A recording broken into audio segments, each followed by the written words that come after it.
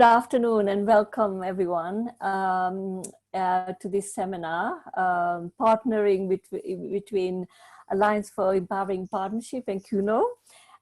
Really, it's great to work together in a collaborative way with KUNO, who've been our kind of champion of localization as well. And what we wanted from this seminar is really look at some of the perspective from local and national actors on the Grand Bargain annual meeting.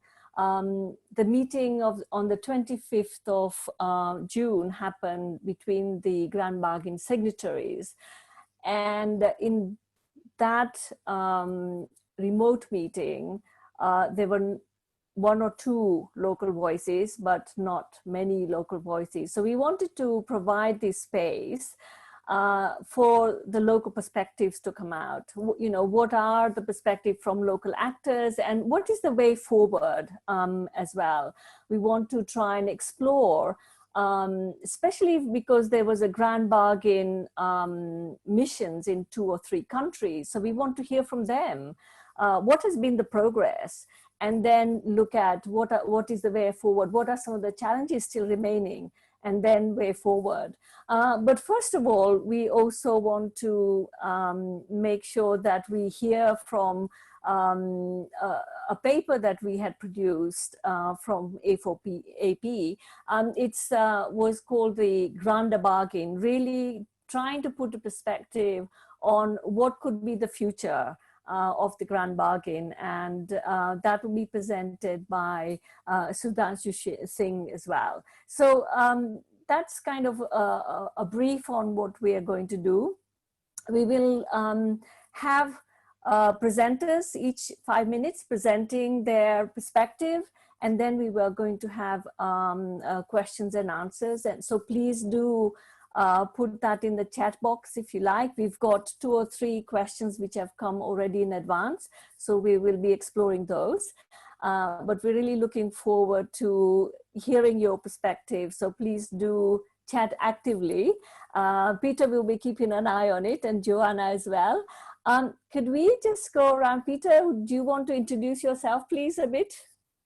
Oh, sure, I would love to do so, but I will be very short because today I'm only listening. So I'm going to listen this afternoon to all of you. We have had several occasions where we could find some feedback from what has happened at the annual meeting of the Grand Bargain. And somehow I did hear many perspectives from the United Nations, from donors, from INGOs, but I did not hear so much perspectives of local actors. And I think it's very important that we hear you and that we give you this platform. So I'm really glad to work together today with the Alliance for Empowering Partnership. It's really in the basis of KUNO. We are based in the Netherlands, but my role is also to give a platform to local voices. So here we are. I'm proud to work with you and have this beautiful panel, and I look forward to the discussion. Thank you, Smriti. Thank you. Joanna, I know you are supporting us. Please introduce yourself as well. Yeah, hi, I'm Joanna. I'm the intern at KUNO. So yeah, I'll be supporting today. Read the chat box, summarize the questions. So and, yeah. She's been a great help and been communicating with everybody. So thank you very much. And of course, I want to welcome all the participants. And we've had, I think, about 160 people signed up to the seminar, to the webinar. So welcome to you all, and please, you know, do send us questions that you may have. So without further ado, I would like to go to Mr. Sudhanshu Singh. So he is the Executive Director of Humanitarian Aid International, Indian organization, and also been working over 37 years in the international system, so very well versed with the international organization and others, and also at the moment, you know, hosting the Secretariat of Charter for Change, and of course the international coordinator for Alliance for Empowering Partnerships. So I would like Sudhanshu first to set a scene for us a little bit through the Grand Bargain and just present us a little bit about what that is all about. And then we will go to the other speakers. Sudhanshu, please. Thank you, Smriti and Peter. Because of you, today I feel like a Sherpa.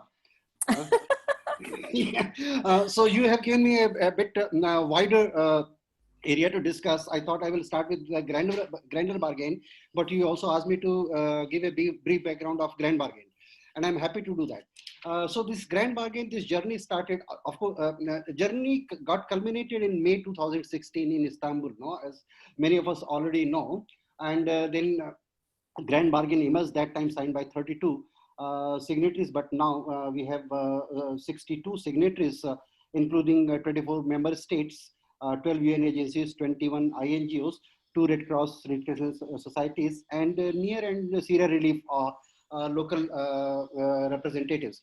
But from, if you see, near and Syria relief became signatory only last year.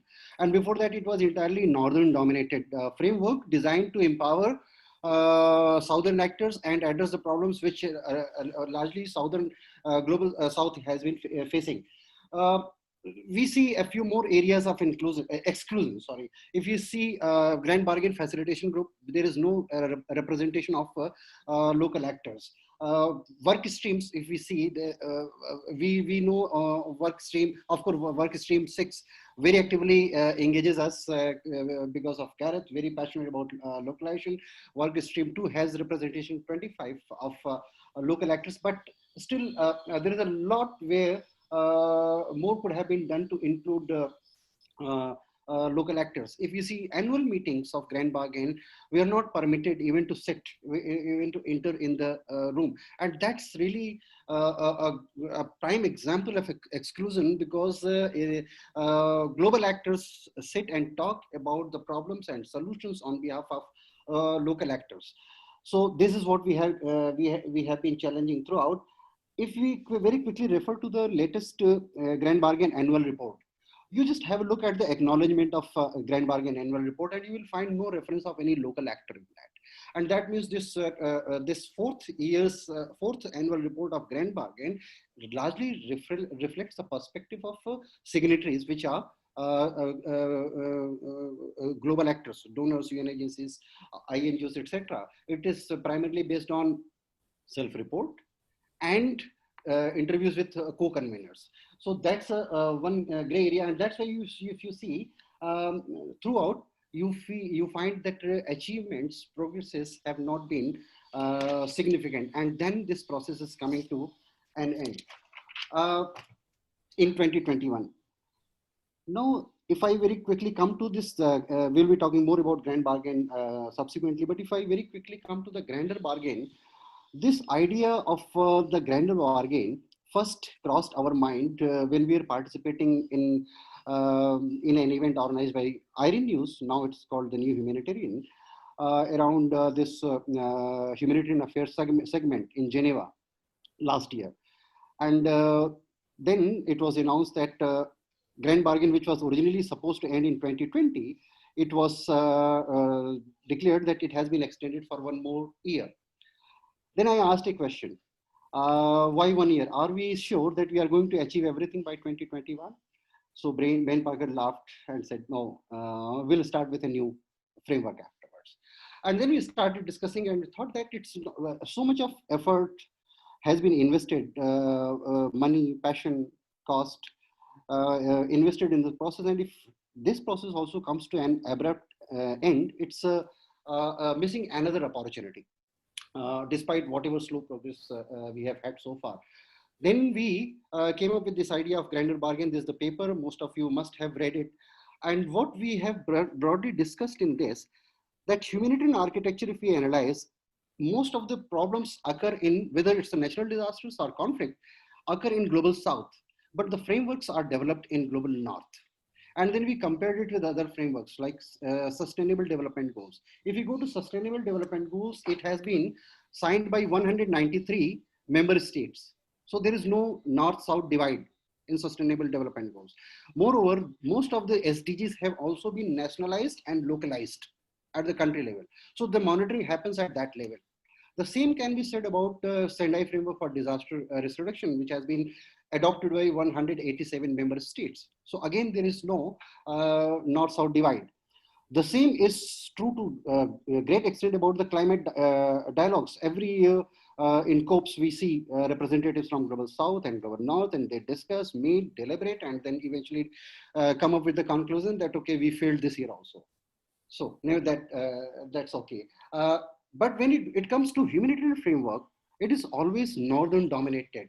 And Grand Bargain is a very, very prime example. So what we advocated in the Grander Bargain, that instead of only extending it up to 2021, extend it up to 2030.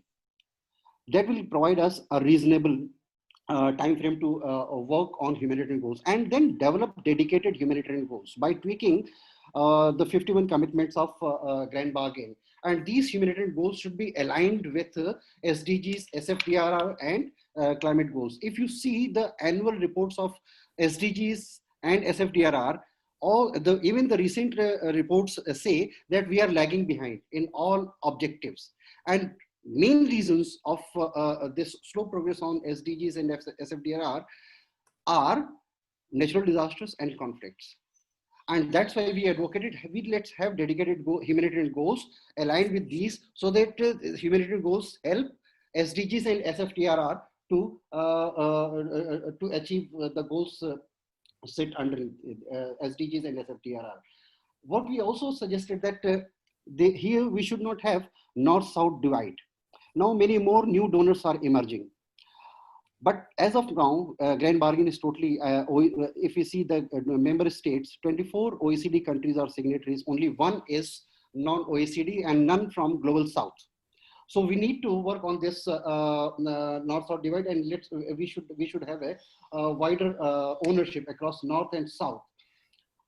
I have been taking a lot of time, so I should add a couple of points more, and then I'll stop and speak later. We also underlined in this Grander Bargain, if you see the genesis of Grand Bargain, there were 3 points. The first one was shrink the needs. But if we see in last 4 years also, even before, the needs never shrank. Every year we see needs are increasing. If you see this global humanitarian overview of 2020, it was projected that 167.6 million people would be in need of humanitarian aid in 2020, which was 137.7 million in the preceding year, 2019. Now this number must have gone up because of the pandemic, COVID-19. So needs have not shrunk. The second was expansion of resource base, of course, that has been happening. And third was the Grander Bargain, and that has also not succeeded much. So what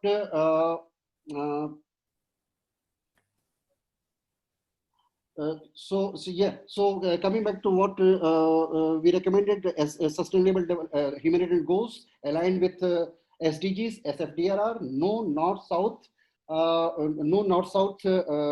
divide, wider ownership. We also see that most of these global frameworks are highly influenced with conflict. The narration is more focused on conflict. We should also shift it to natural disasters. And lastly, the nexus approach, which was dropped a couple of years ago, but now, given the nature of problem, particularly because of COVID-19, now is the time that we bring back nexus approach. I stop now. Thank you, Sudhanshu. Great, you've given us a kind of an idea of what it should look like going forward. What I wanted to do is explore with where the country missions had been. The Grand Bargain missions had gone to certain countries. So in Nigeria, in Bangladesh, and in Iraq. So next I would like to ask Fatima Imam to be, sharing her perspective. So if you can tell us, Fatima, what has been the progress in Nigeria? So Fatima is the founder and executive director of Rehabilitation, Empowerment and Better Health Initiative. And this organization promotes and protects women's rights, empower women and girls through livelihood and psychosocial support. And she's been really involved and I would say a real champion also for locally led response. And I want you to please share your perspective with us. Thanks, Fatima. Thank you very much, Simruti. Good afternoon, my fellow panelists and to all participants. It's indeed a pleasure to be here once again, trying to give a voice to the local actors, but most especially to the persons of concern, people that are really affected by the conflict. So yes, the issue of localization, last year, I think early last year, the localization mission actually visited Nigeria. So I would like to give the perspective from the Northeast because that is where I reside, that's where I live, and that's where I have much information. And after that visit, there was also another workshop in Addis, which I was opportune to actually attend. But however, I would not say that there is much progress since the visit of the team, because to start with, I think most of the local actors that we interacted with after the meeting did not really understand what mission the localization team actually had per se, because I think it was mostly or mainly advice around how to increase capacity, how to come together as consortiums to be able to access funding, forgetting that what is really crucial is even the fact that there is disconnect in terms of information at the global level as well as the field level regarding what actually localization is, and even how to hold actors accountable on localization commitments. You know, aside from local actors, even staff of these organizations that have made these commitments are not aware of such commitments. So it became really difficult for local actors, that the few local actors that are actually aware, to demand for things to be done a certain way. And like I said, localization, I think because there is no lead, it just depends on each organization's appeal and what works for you. So if in your own understanding as an organization, localization is to bring 5 or 10 local actors in the capacity building workshop for 3 days, that is localization for you. And so that remains a very big challenge. And for us, when the team visited, we had interaction with them, and some of the concerns of the local actors were that, for example, we do not have representation at the head city. You know, that is the highest decision-making level regarding humanitarian response in the country. And sadly, we still do not have a local actor representative there to be able to give a voice from the civil society perspective. That is really very challenging. And to that extent, I would say the context had not actually changed. Besides, I think the whole conversation around localization is happening more at regional and at global level than at field level. So usually there is no transfer of information at that level, where the few that are opportune to attend come back to really inform the larger group, talking about not just local actors that are within the state, but even local actors that are living in deep field locations. So that is actually missing. And one funny thing is that, surprisingly, a few of the local actors that are able to follow conversation at regional and global level really face a lot of retaliation and targeting by the international community, because probably they're feeling you're too informed or you're too empowered I think they're too comfortable with business as usual, with having local actors actually just saying yes to each of their, the way things are being done, that if you want to bring their attention to some of the commitments that they have made, it is to your disadvantage. And sometimes it silences local actors, because we all have to agree that your relevance to a very large extent depends on your operational strength. If you do not have the operational strength, then you are weakened as an organization. So these are a lot for some of the challenges that actually local actors face. And then there is this also very now emerging threat to local actors of national versus local actors.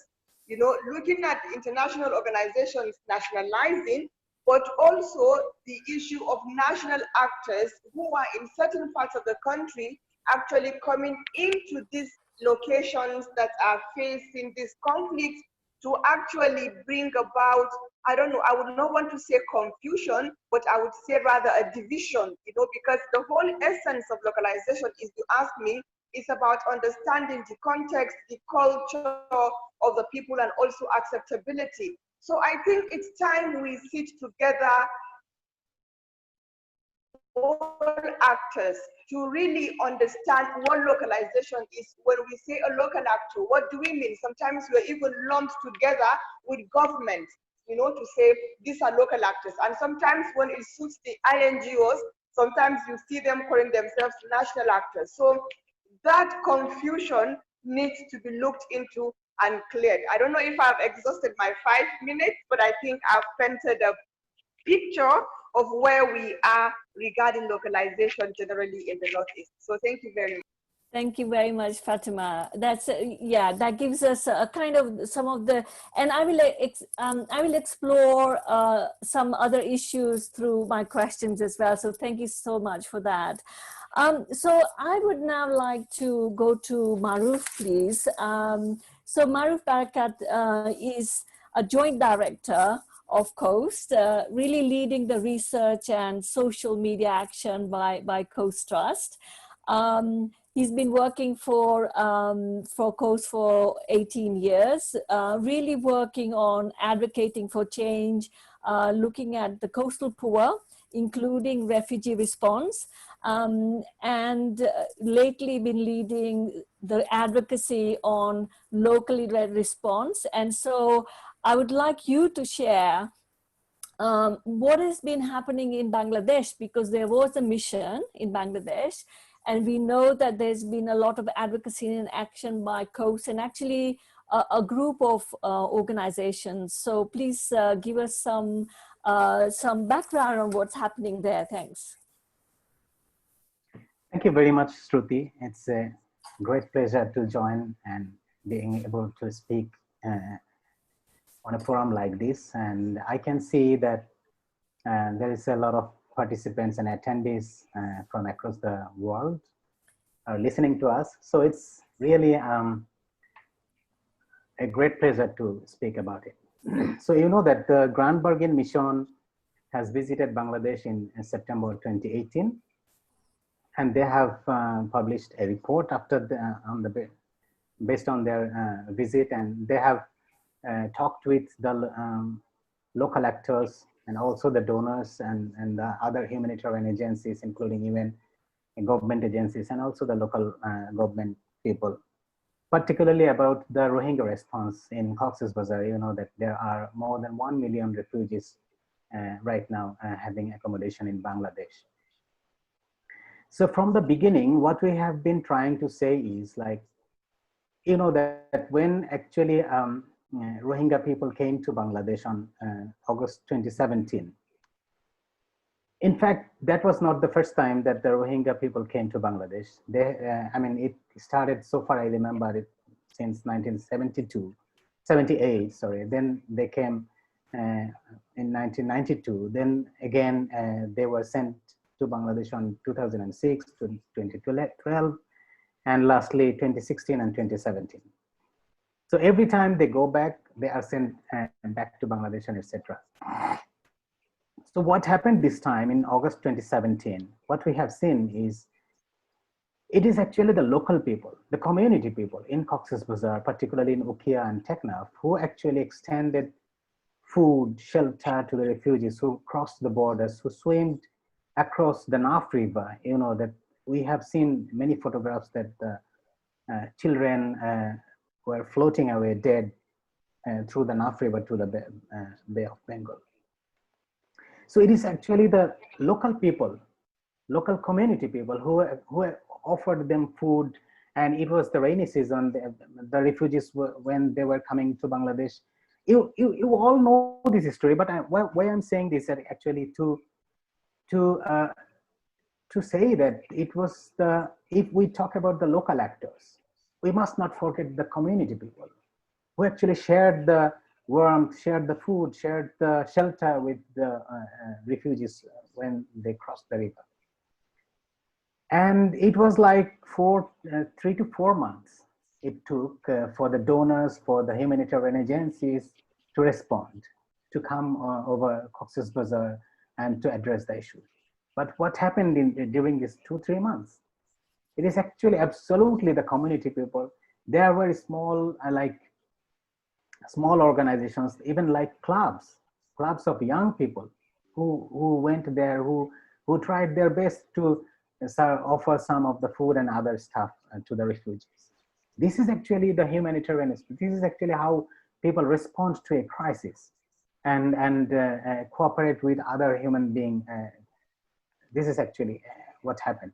But unfortunately, when we found the reports after 1 year of the humanitarian response in Cox's Bazar for the Rohingya people, we didn't find a single line in that report about the community people who actually shared their sympathy, the food, whatever they had, and even they spared one of the little spaces on their household. And there were many small organizations. Maybe some of them are NGOs, maybe some of them are not like traditional NGOs who are like receive the funds from the donors and implement some projects. Many organizations were not like that. There were many social organizations, you know, that what we say CSO, I mean, social organizations. So actually, when the time came for the recognition, we never found their names. So that we reacted in this way, that the first responders were kept far, and the first responders, they were also kept far in those reports. So this is about the recognition. So let's come to the point of grant bargain. So you know, I'm not going to talk about all their work streams and etc., but I'm just going to talk about some of the points. Like the grant bargain was one of the main objective of the grant bargain is to promote the transparency of the aid of the fund, that how the fund is going to the affected population. So in terms of transparency, we have been demanding from the day one that we have the right to know that how the fund is being spent. But we never found the financial reports, particularly from the international agencies, from the UN agencies, that how much fund is spent for their management, for their like vehicles, for their transport. I'll stop with one small example that we implemented one project with an international agency in Cox's Bazar. But we found, I mean, it's our own experience that we found at the end that a big amount of, a big portion of this fund is spent for their transport, I mean, for their movement from Europe to Cox's Bazar and their accommodation. I mean, in comparison with the amount that is directly going to the affected population. But it was like not that important to for their directors and other senior officials to visit Cox's Bazar. There was no point. I mean, we were implementing at the field. We could do that. And they hired like expatriates for training the Rohingya refugees volunteers to record the audio clips. So there are experts in Bangladesh, even in Cox's Bazar, that who can train some volunteers to how to record the audio clips. We really didn't, I mean, need to have a foreign expatriate to teach the Rohingya volunteers, which was quite expensive, to record some audio clips. So this is actually how the fund is being spent. And this is how actually there is a lack of transparency of the fund. And this is how actually it is already almost 3 years going on after the Grand Bargain Mission visited Bangladesh, but still there, I'm really sorry to say that we hardly see any progress and development about about their recommendations. Still, they are taking time to establish the localization task force. Still, they are like kind of preparing the reports, and we are afraid that it might take another 6 months to prepare a report that how the task force will work. So thank you very much. It was a great pleasure, and I feel honored to speak in this forum. Thank you. Thank you, Maru. Thank you for providing that, your own experiences. I think these are really, really important because we know some of the you know, the Grand Bargain commitments really about reinforcing, not replacing, making sure there's equitable partnership, all of those things, and the percentage of funding going to local and national organizations. So it's great to hear your, you know, the personal experiences of different organizations. Hero, so I would like to come to you now, please. There was a mission in Iraq as well, right? And in fact, Hero is the Deputy Director of REACH, Rehabilitation, Education and Community Health. She's very passionate about localization and a real advocate for peace building and gender equity. I think what's really impressive is that you're a civil engineer and you know, you're working with REACH for the last 13 years and really looking at how do we progress this localization and other issues and being an advocate in the Iraqi environment. So do please share with us your perspective, really important because you were part of the mission in Bangladesh and also you did the preparation for the mission in Iraq as well. So please share us your perspective. Thank you. Yeah, thank you for the introduction. How's the voice, by the way? Good, we can understand, right? Yeah, I'll use this to, in case it makes it better, sorry. Maybe it's better now. Yeah, sorry, the technology here is not very good. You're fine. Yeah, I appreciate the opportunity. Thank you so much. Yeah, actually, I'm happy that I could be a part of the mission to Bangladesh and then help with the preparation for the mission in Iraq. I have learned as a person. I'm not sure how much I contributed, but at least I have learned. Yeah, like for UN and NGOs, it's, I mean, for me, it was like some progress, like, you know, to take time to do that. Of course, in both Bangladesh and Iraq, I have seen that because the mission knew that there's so much little have been done. So they accepted answers that it's just normal things that people do in day to day, but they call it contribution to localization or meeting the Grand Bargain commitment. You know, like, okay, I mean, everybody or most of the NGOs, the NGOs and UN agencies, they need local NGOs, local national NGOs to work with. So you don't need to count out as a favor because you need us. You can call it as commitment to Grand Bargain when you do all the, when you meet all the criteria, not just giving us fund. Because we as national and local NGOs, we give contracts to contractors and providers, actually not to empower them or enhance them, just because we need them. So, you know, in most of the cases, the thing that I heard in most of the missions was mostly about, yeah, we use local organization. Okay, what else? but there was nothing about equal partnership. Or, yeah, we're doing building capacity for them. What's their building capacity? Well, we do 2-3 days of training. Of course, they don't describe it like that, but in my experience in Iraq, they do training. They tell us one week in advance. They just say the name of the training. They don't tell us how deep or how basic it is. And then it's traditional training, and that's done. In most of the cases, it's like that, and call it building capacity.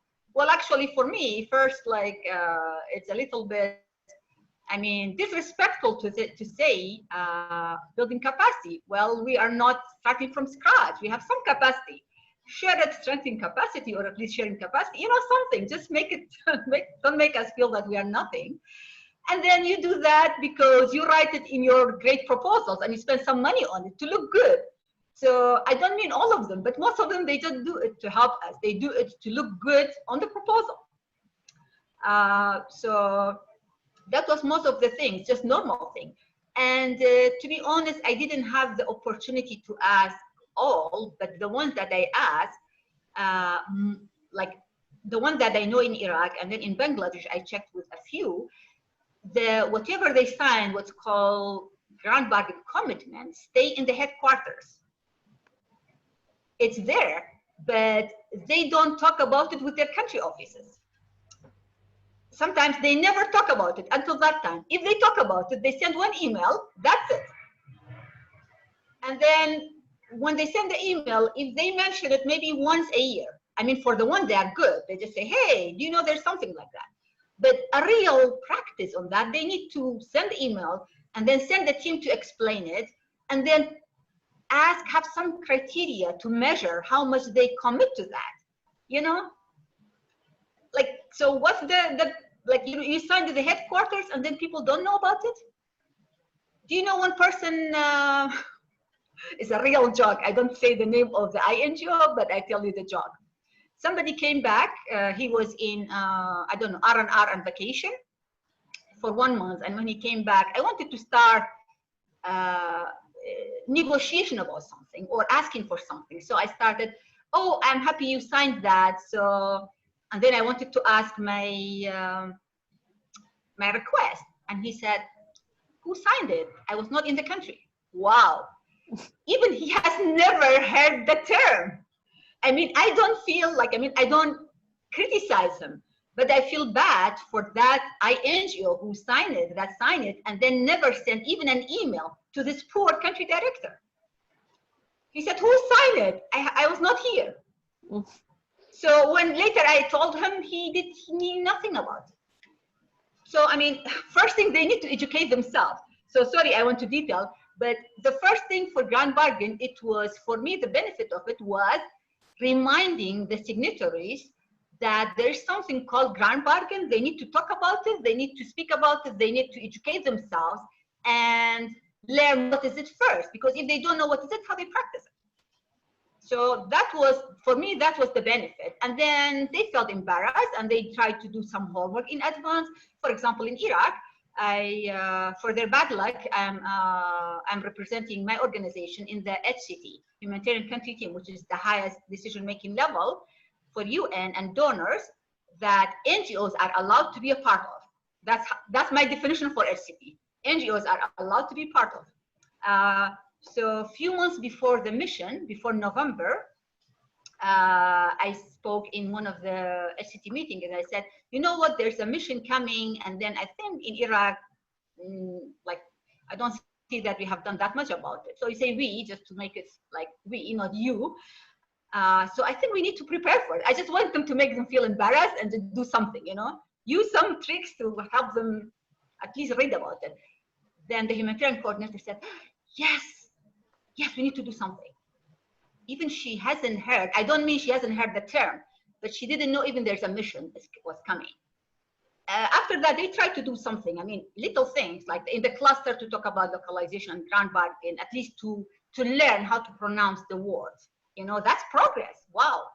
And after that, we heard, like, that's the change. We heard the Grand Bargain in the meetings, in the HCT meetings, and it was allowed and not forbidden. And we were like a little bit more, I mean, we could speak more in the HCT meeting just because we said, okay, you said that you know, a mission came and instead of the mission, you said that. with the UN agencies to embarrass them a little bit. UNHCR decided, I cannot say it's all because of that mission, but I think the mission and the embarrassment, I mean, plus UNHCR was on the mission to Bangladesh, not to Iraq.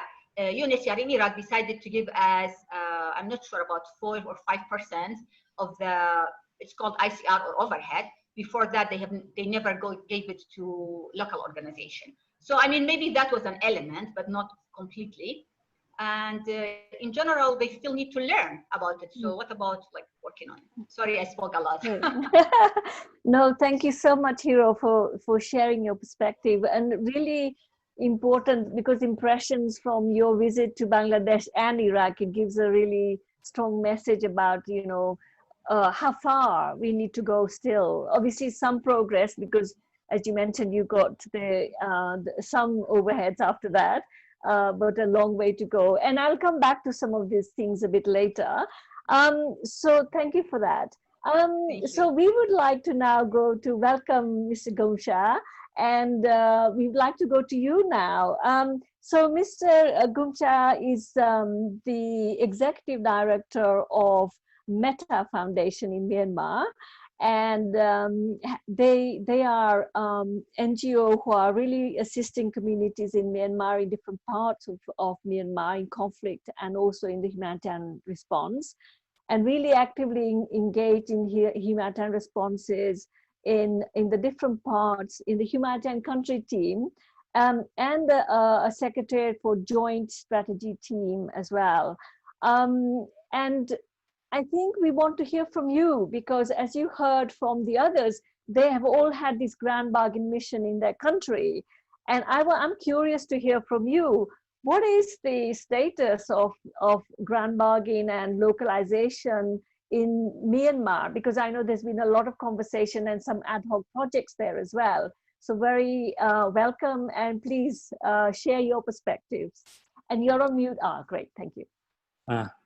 Thanks so much for inviting me on this dialogue. I'm sorry I was a bit late because of I did not look at the time difference properly. Okay. No I think many of you know properly about our country. One thing also because of the genocide, that where the whole humanitarian crisis is happening in the world, and still the armed conflict with a lot of ethnic armed group also still happen. That have already created a lot of crisis and many displaced population, both refugee as well as internally displaced people. I myself come from one of the ethnic background, and I myself also grew up from that conflict area. Actually, I want to highlight first that our organization co-founder, Do Sang-ro, was in the World Humanitarian Summit in 2016, and also addressing on behalf of Myanmar civil society in the ministerial meeting. I want to quote some of her discussion during that time. There must be more trust in the local organization, fewer bureaucratic impediment, the cost to take more risks, and the political will to strengthen local capacity. Because if we agree that it should go through the most direct route to be the most impactful among the community in needs, then local organization must be supported. That include co-fund or overhead administration costs. That part of her speech, I quoted this. I want to highlight what that's as a basic baseline and what is happening now. Maybe because of World Humanitarian Summit result or grand bargain, there are some positive regard. I also would like to recognize that a few elite local NGO that include us also becoming part of humanitarian country team. And also as a Mehta, we also part of fund board member on Myanmar Humanitarian Pool Fund that is led by OCHA. But how much we have space is another question. And also some donor are a bit more advancing more on working toward working with local actor. particularly multi-donor lift trust fund was already earmarked 20% purely for the local and engage with local more strategically. These are some of the improvement I also would like to recognize. Apart from that, most fundamental issue that our co-founder have addressed in the World Humanitarian Summit remain, I should say, the same. I would like to highlight a few points here. Current humanitarian system itself is an international centric and do not recognize local informal system. When we talk about humanitarian localization, current system do not promote local agenda, local interest. It focuses purely on the international mechanism. I'm not saying international mechanism is not important. However, I want to say there is a power imbalance and local agenda. Local actors are always marginalized from this system. So my proposal is that supporting local agenda, strategy and initiative is important in this localization. Humanitarian donor and community should start supporting local civil society, local NGO humanitarian strategy rather than continuing imposing their own strategy to us. Using local as an instrument of aid delivery. Localization of aid is not the same as localization. Humanitarian localization is not the same as what I understood is localization of project implementation. It should give space for the leadership, strategic autonomy to competent local humanitarian actors so that we can implement our own humanitarian policy and strategy. So that's one point I would like to highlight. The second point, on the direct funding, up to now, only very few national elite, I want to say again, NGO, including Mehta, got direct funding from Mehta Humanitarian Pool Fund. I should say not more than 5. In the meantime, 90% of the humanitarian operation is done by the national and local actor. So there is no more reason it need to go direct to the local. So our proposal is increase direct funding and support multi-year investment in the institutional capacity of local and national responder. Providing overhead administration costs to the local agency is very much needed if we really think about that, so that local will also able to act more accountable manner. The third one I want to highlight on this, in the name of capacity building, I think some of my colleagues maybe already addressed this, but I still want to say, currently we are still confronting in the name of capacity, in the name of humanitarian localization, in the name of grand bargain. We have been invited to many research, many training, many projects. None of these are consulted from the beginning to us. So we are object of that. We are not the subject in this regard. So that most of the things are more focused on project level. However, institutional building is not there. If institutional building is there, local should be able to do by now, because we have been doing this for many, many years.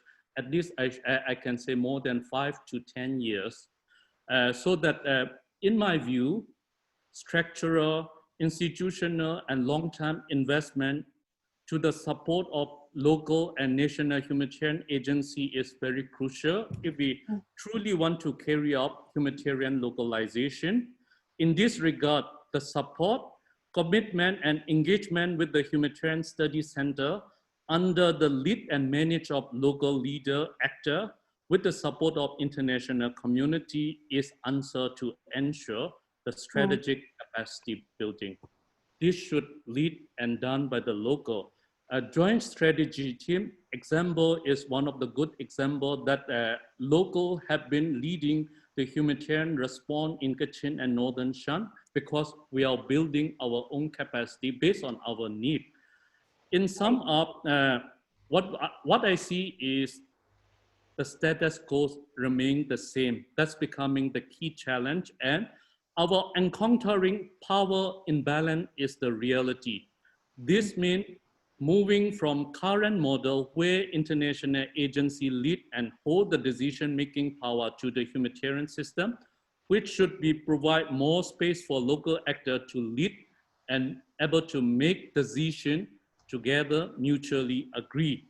That should also include local organization, equal participation and representation in grand bargain event, meeting and agenda from local to global.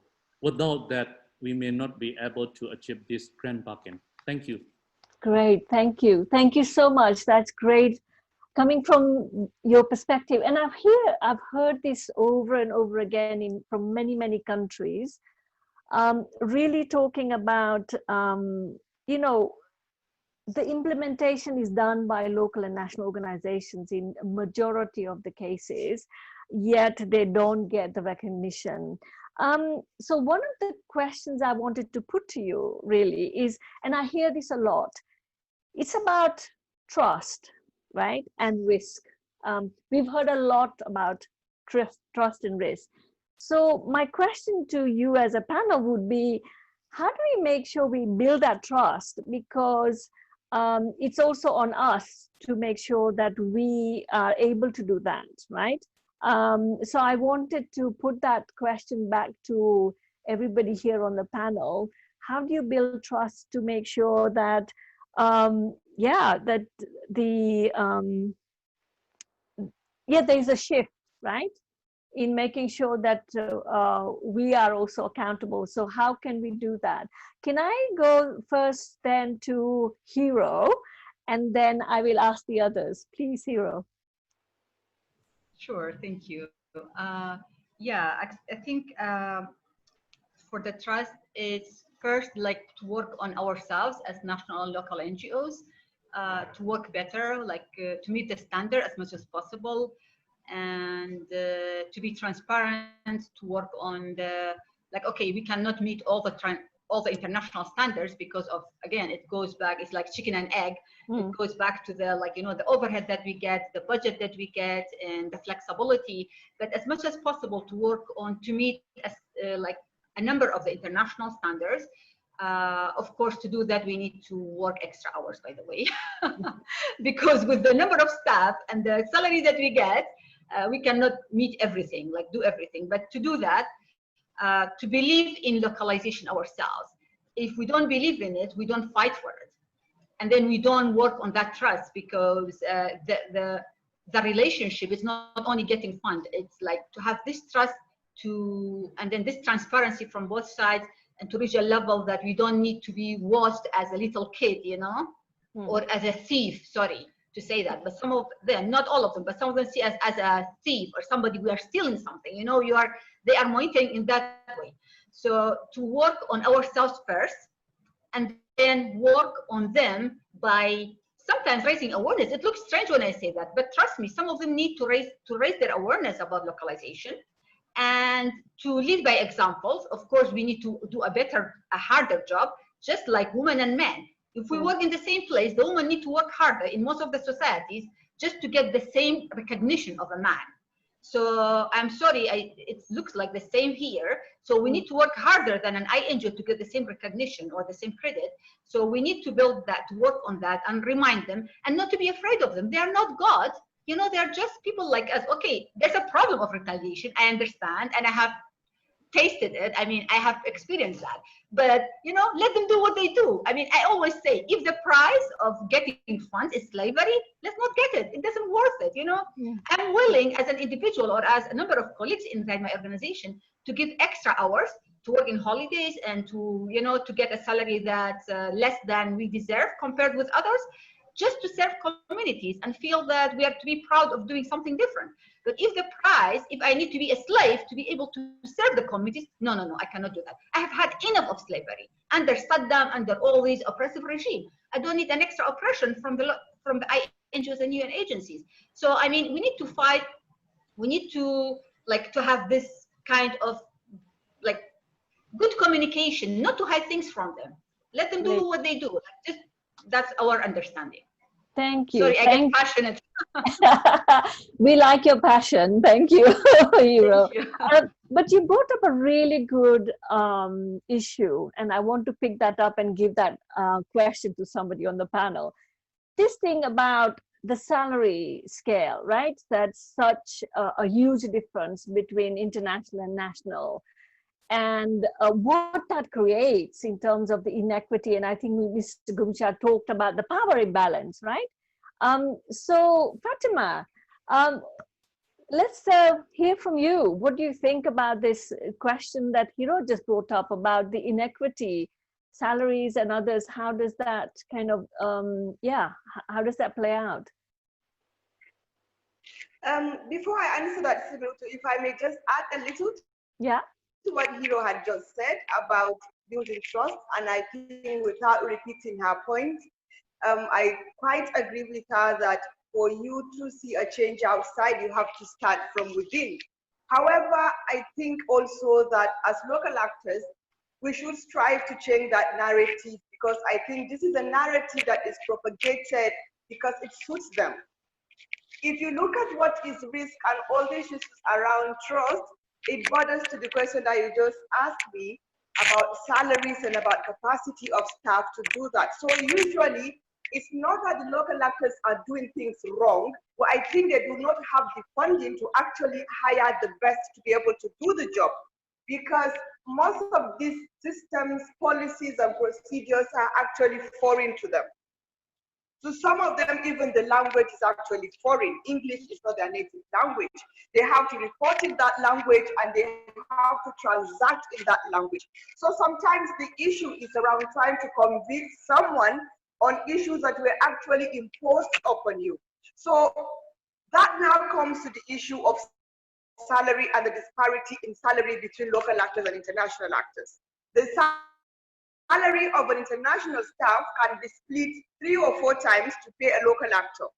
And most often these local actors, we take effort, we take resources, the limited funds that we have to actually train them. It is only local actors that will take the risk of hiring or employing someone based on potential, to start from zero to train that person where the INGOs and the UN actually grab.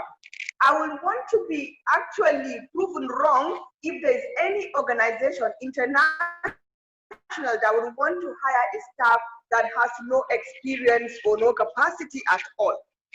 Local actors can hire a staff just because he's from that locality, because he understands that language, and take the pain of training that staff over time, only for that staff to be poached by the international community because they're able to hire or pay a better salary.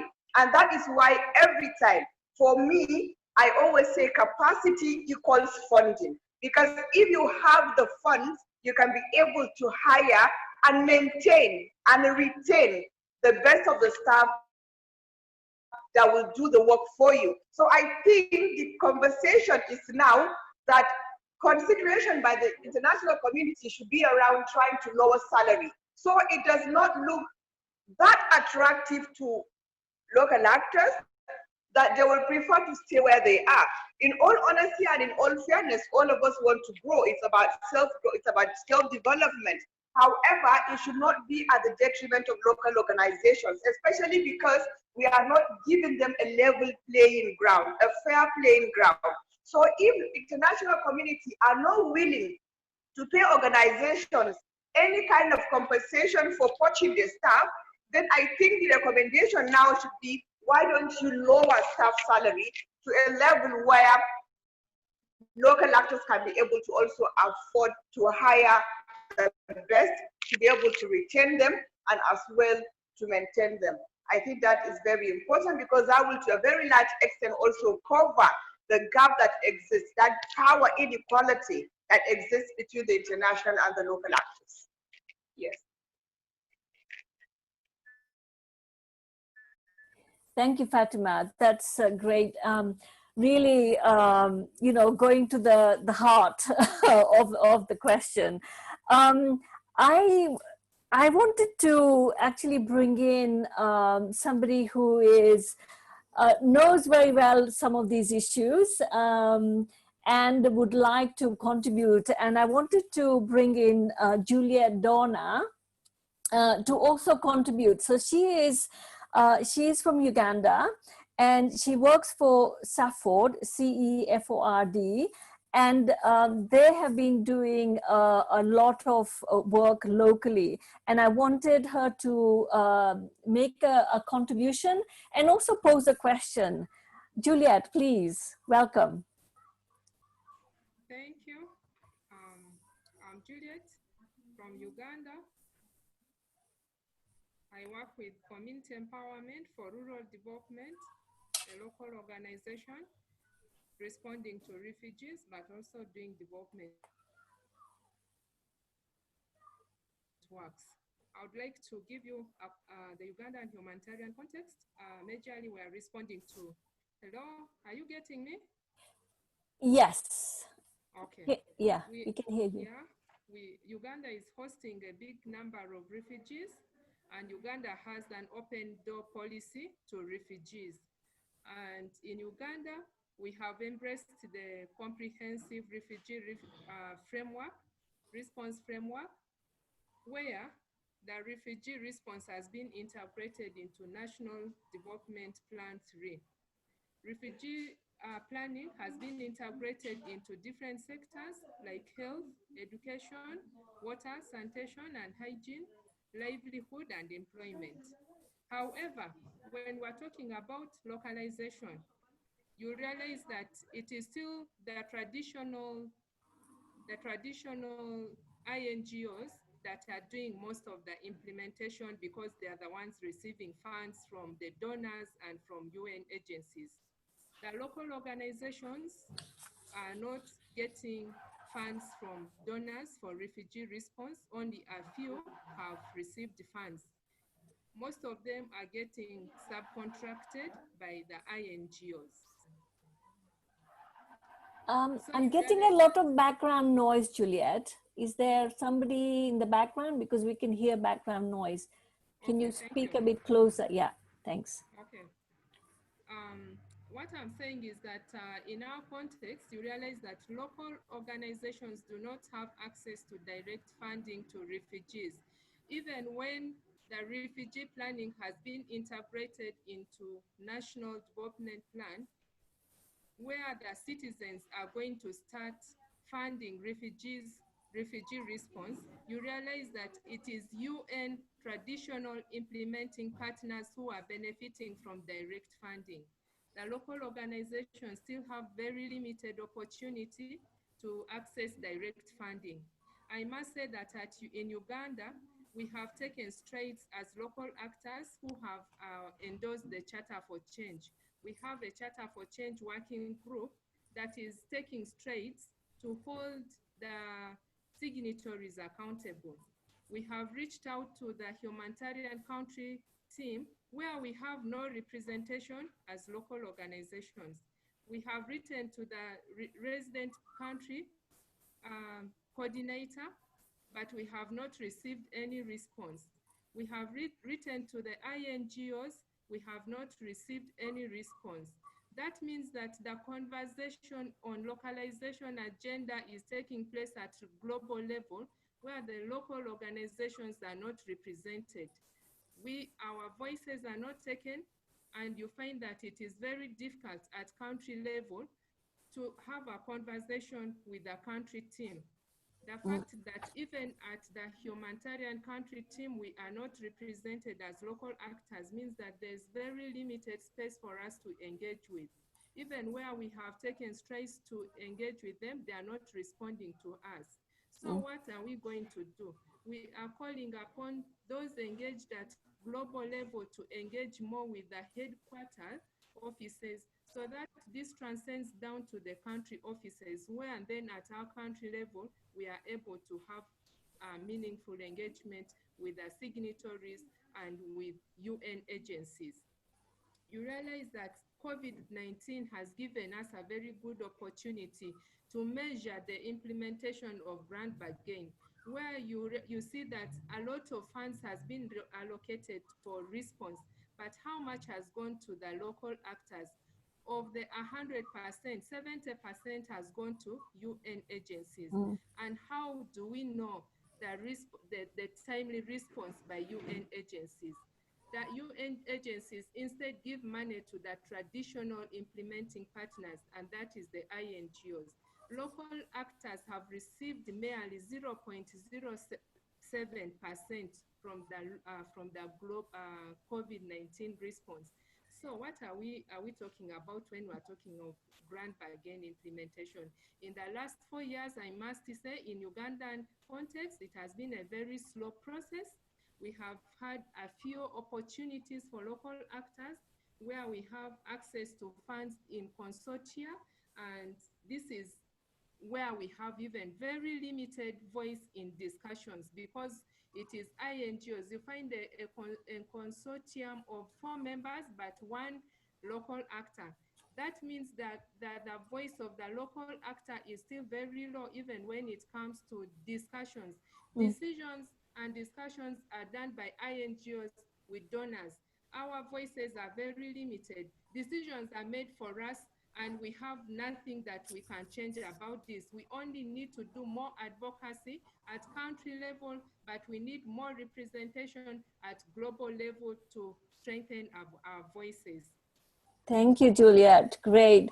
Thank you so much, because that really brings in the perspective and what you have been trying to do, and really at local level, right? Dealing with the refugees. I actually do have one question that came from Rita, also from Uganda, from AWYAD. And really she's, so connecting to this question, she's really saying that, you know, Uganda has this open door policy, refugees have come in, but there is a question in her mind. You know, the development, while the power of humanitarian response and funds are still being channeled by NGOs and UN directly, we fear that part of our national business is being managed indirectly by external policies. Can NGOs and UN bodies understand that this is another form of colonialism? I think that's quite an interesting question, especially because of all the discussions that have been going on around you know, racism, prejudice, and other things. And I know that there has been quite a lot of prejudice, and I think I also heard from Hero and Fatima as well, retaliation against local actors as well. I want to put a question to you all. How does that feel to you? Are there instances where this is an issue? So Danshu, I would like for you to answer this question, please. Yes, thank you very much, Smriti. And before I come back to this issue of colonialism, very quickly, I would like to touch this trust issue and salary inequity also. Smriti, if you remember 2 years ago, we were in The Hague in another panel discussion, and you asked the same question to me. That time, you also you were the moderator, and I was one of the panelists, and you asked the same question about trust building. I said it's not about trust, but brand. If you are a good global brand, then you can get away with, even after doing not only mistake, but crime. And Irene News keeps exposing every now and then some big agencies. What happens? Their funding after some time gets back on track, but a small organization would be ruined completely if they do. So and all this trust is basically quality and accountability. And where do we develop this quality and accountability standards? Not in global south, north. So north thinks that we should emulate them, and we also think we should emulate them. As local actors, we also need to change our mindset and start taking control of our context. Instead of we make a mistake of always trying to be included in the process originated in north. We need to start our own framework also, which we fully own. So that's about trust. The second is salary. In Kyrgyzstan 2010, when I was working after the conflict, there is a salary grid was recommended, which everyone was expected to adhere with, whether UN or local, and everyone violated. When I say everyone, it was basically UN agencies and INGOs violated. They paid more. So local organizations got almost finished during that response. Couple of years ago, I was in a peer-to-peer conference, and someone from the UN said, we were talking about staff poaching, and this guy said, oh, if local organizations are scared of staff poaching, why don't they pay as much as UN pays to their staff? I was shocked. Huh? So now here the thing is that when international organizations appear in local context, instead of even if they pass on more overhead cost to local organizations to pay higher salary, that's a wrong approach, because local organizations are going to stay there forever. So they need to pay salaries all the time. So instead of paying higher salaries, international organizations have to bring it down for them. That's the parity I recommend. Coming to the question of colonialism, after the Industrial Revolution in Europe, all the countries started looking for colonies in Asia and Africa, and they did successfully. And now we come back to this aid architecture, and a couple of phases of economic recession in Europe and America. All these traditional aid agencies supported by their which had flourished on ODA, their funding started getting diminished. So they again started looking for colonies. And they found it in Asia and Africa, which many countries in Asia and Africa are growing much faster than Europe and America. And that's why we see the nationalization of NGOs, and that's colonialism, which we see rampant in particularly those countries which have faster economic growth. And because of that, this IAC definition, when Localization Marker Working Group was working on that, very actively the country offices of NGOs sabotaged that, because they wanted to get qualified as national organization, and they're successful in that. We need to reject IAC definition. And these national offices are the biggest barrier in localization. As a local actor, I feel it's a lot comfortable for me to talk to international actors. I don't find myself in a hostile situation. I get sympathetic air, many international actors. But when I get back to national dialogue within my country, it's almost impossible for me to go to a national platform and speak, because these national platforms are completely dominated by nationalized chapters of NGOs for whom money is the only dharma. They want to retain international funding. They want to capture domestic resources, which they have done. So they don't want to hear anyone talking about localization or challenging their power structure. This colonialism is the biggest threat to localization. And as long as, and I see it's international headquarters are hand in glove. When it suits them, they say, oh, country offices are independent. We don't have control over them. But when it comes to passing on funding to in a given country, they pass on only to their country offices. So they can't talk both. Either they are connected or not. We must, as local actors, assert ourselves more. And for that, we need to have our own framework, which could be grander bargain or whatever, independent of grand bargain. I stop now. Great, thank you. Thank you, Sudhanshu. Mr. Gumsha, I would like to hear your view from some of these things that we've been talking about.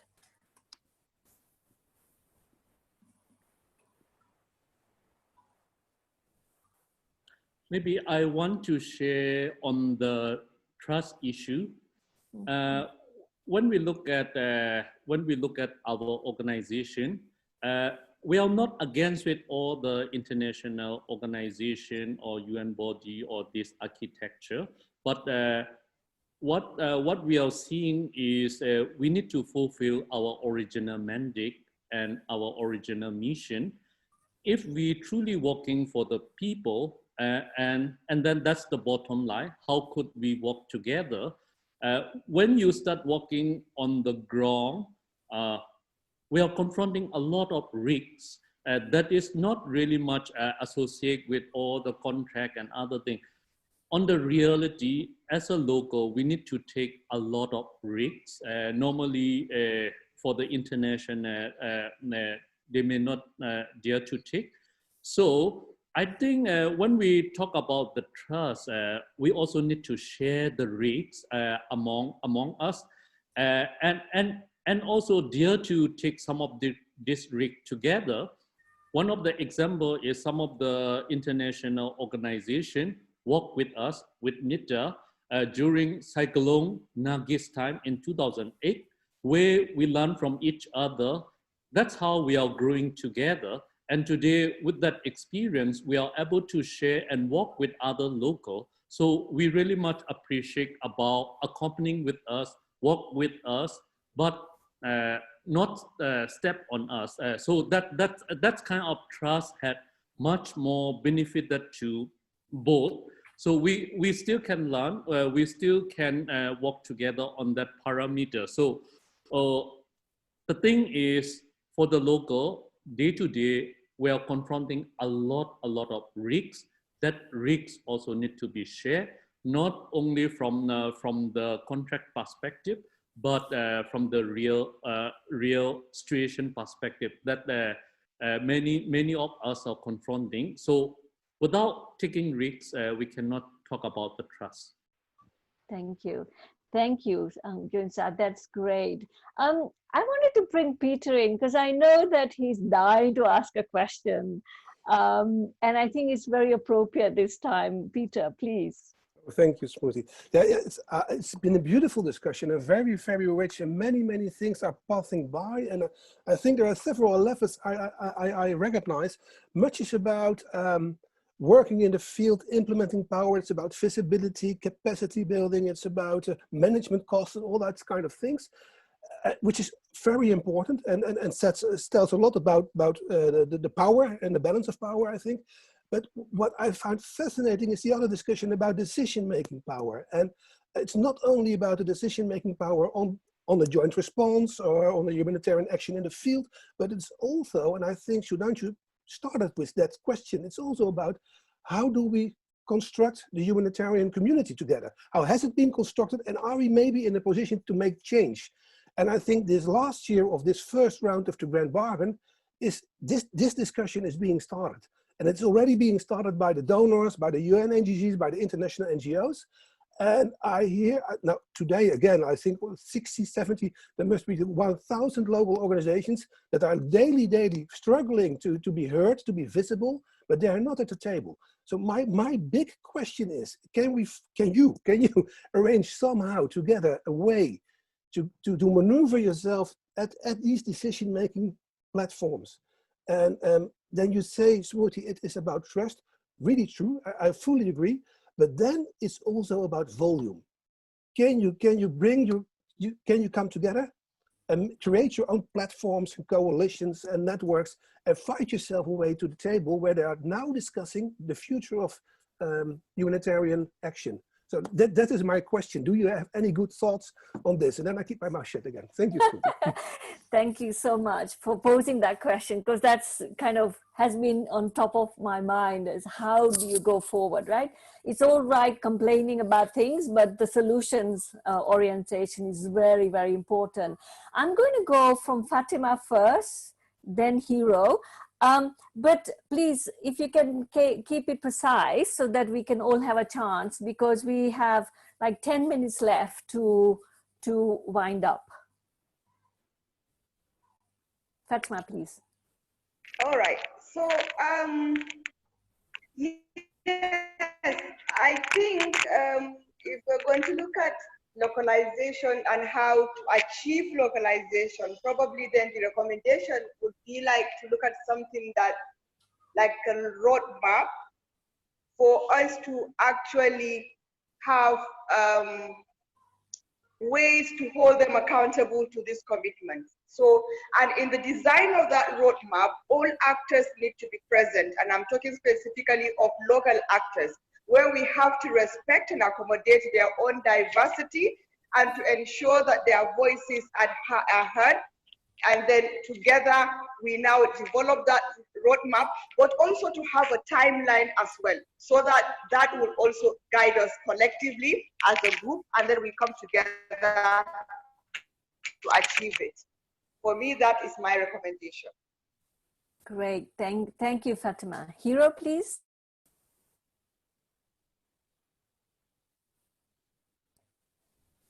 Hero, you can hear us? She is on mute if she is speaking. You're on mute, Hero. Hello, Yes, we can hear you now. Yes, yeah, please. Sorry. Sorry, I want to I want to bring some water. So I couldn't hear your question. Would you mind to ask your question again? Sure. It's really about looking at the future. Peter had asked the question, how do we do the representation? Because there's so many, right?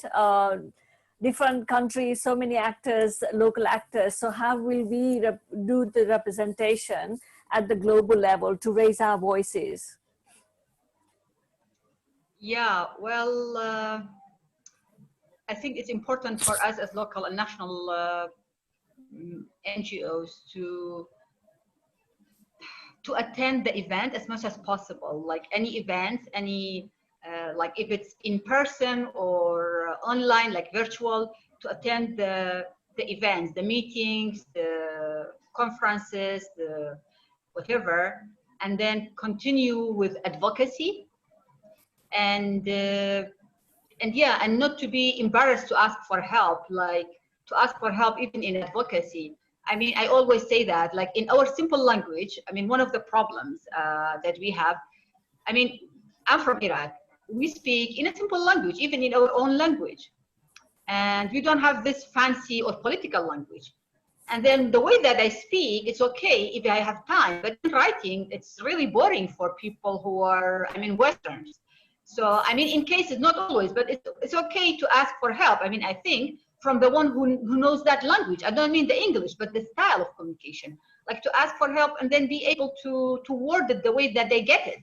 Because at the end, we want them to get it, you know? We want to influence them. And ask for help, even for preparation in events. Like, you know, I don't feel embarrassed or shy if I ask you for help before a meeting. If there's a formal meeting and I want to influence, like, you know, things like that, attending. Plus, of course, we need to help our peers. Like, I mean, in Iraq, I realized that in Bangladesh, the NGOs are more, I mean, they have a better unified voice and more have, like, you know, their own network. In Iraq, we are still, like, you know, we haven't reached that level yet.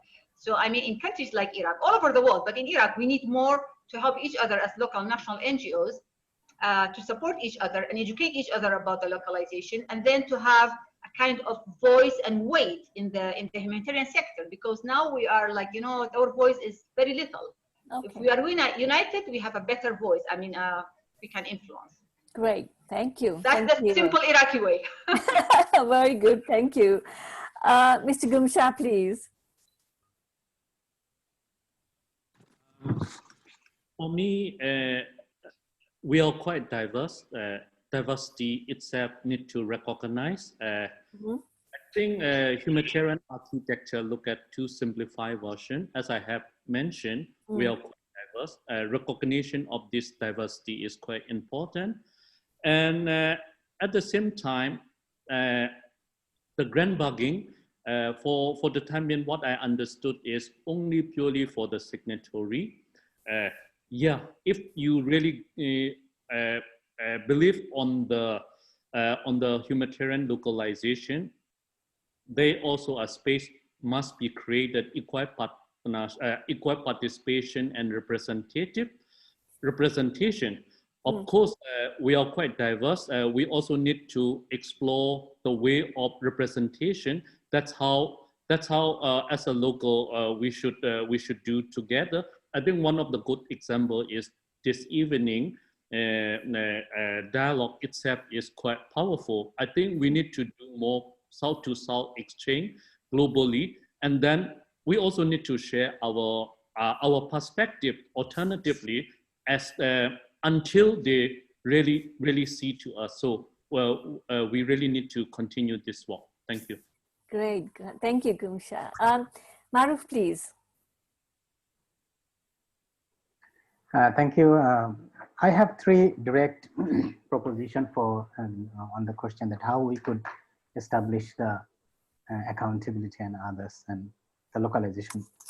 Number one, that in the humanitarian response, from my point of view, the national government should be able to take the lead, because they know the perspective, they know the situation better than the international agencies. UN and international agencies have a particular role for technical assistance and some kind of global coordination. like for example of the Rohingya refugees, that UN could play a very good role to take initiative for the Rohingyas to go back to their homeland, because this is their right. But we hardly see any kind of initiative on that. And local organizations could raise the demand and play the role of implementation, because they know what the demand is, not the international agencies, because they are, I'm sorry to say like this, that they are outsiders. So they don't know the demands. So sometimes we hear from the international organizations that their policy is to cope with the cultural appropriateness. But since they don't understand the culture, since they are not the part of the culture, how can they ensure the cultural appropriateness?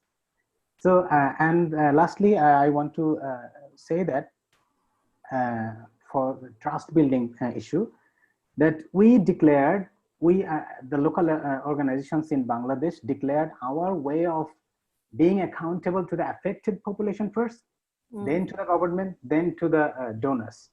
So we already declared that, but we hardly found any declaration from the international agencies or UN. Even sometimes we asked the questions, we asked for the appointment to them, but we hardly find any answers. So this is what we wanted to raise from Bangladesh. Thank you. Thank you. Thank you very much. And I know that there are a lot of questions that are coming from the question channel. What I've tried to do is pick up bits of those questions in talking about capacities, in talking about the funding, and also the decision-making part as well. And I'm sorry that we're not going to have time to go through every question. And I think this is not the last opportunity. We're going to have many other opportunities, because we're going to have ongoing discussion, right, Peter? You know, that we have other seminars to explore further as well. This is just the start of this dialogue. I know that Reza, for example, has been raising his hand a lot. Reza, I have picked up some of the questions that you have put in the chat box through some of the questions I've raised. But Sudhanshu, so your last comment, because we are almost out of time. My last comment is about the representation, what Peter said. And I said the same 2 days ago also in the KUNO webinar, that there is a creamy layer among local actors also. And they get recycled in every global conference for 2 reasons. One, they are better, some of us are better informed of whatever is happening globally. So we try and get included sometimes. And some of us are preferred. So informed and preferred, these two belong to the creamy layer who get recycled in all the global discussion, excluding everyone else. So I think here we have to be, instead of favoring anyone, there should be facilitative environment for local actors to come up. And that's a big process. Second, what I want to say, that why do we want to get included in global events all the time? Because that's also, we think that indicates our power. And that I think we as local actors also need to address that whatever we discussed in Brussels or Geneva or New York is meaningless if it doesn't get transformed in, say, in Yangon, Dhaka, Delhi, etc. So here we need to see who are actually talking about the issues. And here actually we are suffering more because we don't get our place in the discussion platforms, whether it's HCT or other networks, etc. We are not obsessed to change and challenge that. I think we need to take our national context into our control first before we try thinking about global. However much we talk in Geneva, Brussels, New York, that's meaningless if we go back to Cox's Bazar and again we are sidelined. So first, local actors, and I find a problem among local actors also that one thing is they don't want to collaborate with each other. We want to subjugate easily to international actors. Second, we are also scared of challenging international actors within our countries because we fear losing funds. international actors are above all accountability standards. So if we facilitate this environment, I think first and foremost, we need to have better control of discussion platforms within the country. And then we talk about international context. Over, I stop. Thank you. That's perfect. And you know, it's the questions that are in the panel, in the Q&A, also is asking some of these questions, and you know, about how to increase cooperation and collaboration of local and the NGOs and the UN. And you know, how do we take this to the UN General Assembly? But I think the discussions we've had so far today raises those questions, and it's really about, and I think Peter's very pertinent question is how we're going to do this, take it forward, how we are all going to collaborate as the local actors to come up to some of those discussions and put a voice forward. So Sudhanshu, thank you for that contribution as well, and Peter putting that question up front. So I think going forward, and this is the reason why we want to have these set of webinars to explore more in detail some of these issues, how to come together on as a voice. And it doesn't have to be one voice, because I also see that you know, NGO platforms also have different voices. They're not all on one voice track either. And I think Mr. Gupta put it correctly, that there is a diversity. We need to respect the diversity, right? And that's the ecosystem in the whole humanitarian system. So not to just funnel them all into one, because that doesn't do it either. So let's continue this discussion and dialogue, and meet again and talk about these things. And I think we have to do some dialogue in between these webinars as well, to make sure we come to some of the conclusions and come together on some of these issues and be a strong voice. And it doesn't mean that it has to be one voice, but it has to be a solidarity movement, right? We are all in solidarity with each other to be able to take this forward. I'm going to stop there now, because I think we have gone past our time, and I just want to thank everybody on as participants, and I'm trying to do my best to bring in the voices and also some of the questions. And I hope that you were able to hear some of the perspectives, I think very important in the way forward. I would like to thank KUNO. Thank you so much, Peter and Joanna, for being great collaborators for Alliance for Empowering Partnership. We're really grateful for this partnership with you. Thank you. Peter. Thank you, everyone. Thank you. Thank you, Smriti. Thank you. Thank you, everybody. Thank you, the panelists, for being your time. Thank you. Bye. Bye-bye.